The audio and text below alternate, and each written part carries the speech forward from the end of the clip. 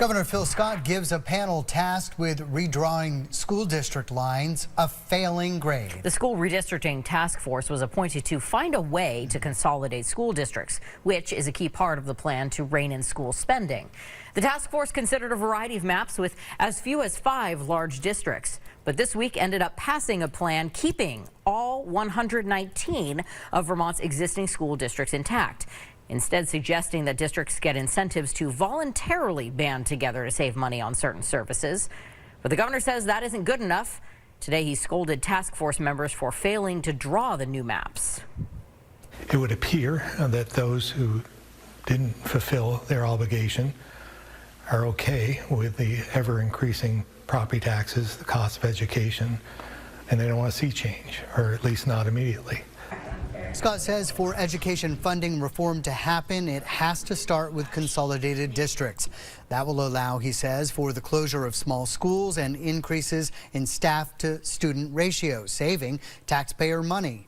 The governor signaled he's ready to work with legislative leaders to potentially replace members of the redistricting task force with people willing to draw the new district maps. Stay tuned to WCAX as we continue to cover Vermont's education overhaul.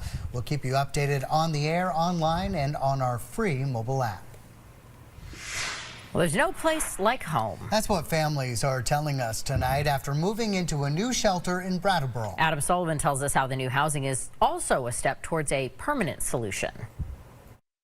Families who have struggled to find permanent housing now have a new place to call home on this sprawling 180-acre campus here in Brattleboro. A big snack. Tobias Miller is an active and happy 2-year-old.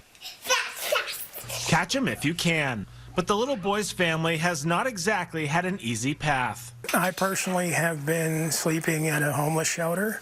My wife and son have been staying with her brother and her sister, bouncing back and forth. But now this old dormitory at the Winston Prouty Center in Brattleboro is a place where they can all be together again. No, we don't have a house per se, but we were going to be home and family again. Thanks to a $1 million gift from a Guilford resident, the center, which focuses on early learning and family services, opened a shelter for 9 families struggling with homelessness. And it's a family shelter, so they can stay all day long. There's not like a time in the morning that they have to leave and go out in the cold all day. Each family has their own room. The kitchen, living room, and bathrooms are shared spaces. It's not designed to be a permanent solution, but rather a place to receive wraparound services as well, to take steps to find a place of their own. With that stability, you're able to focus on other things and long-term goals. This is the new kitchen. Brittany Morgan's long-term goal is raising her 18-month-old, who is currently in state custody. I light up a lot about it. He's my world.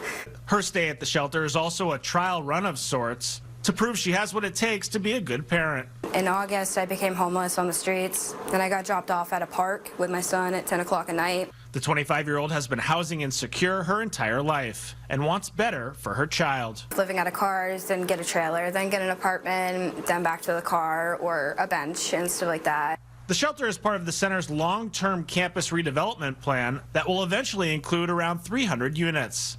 That fundraising campaign is ongoing. But a fresh start here has already begun. I think it was a very emotional moment for all of us.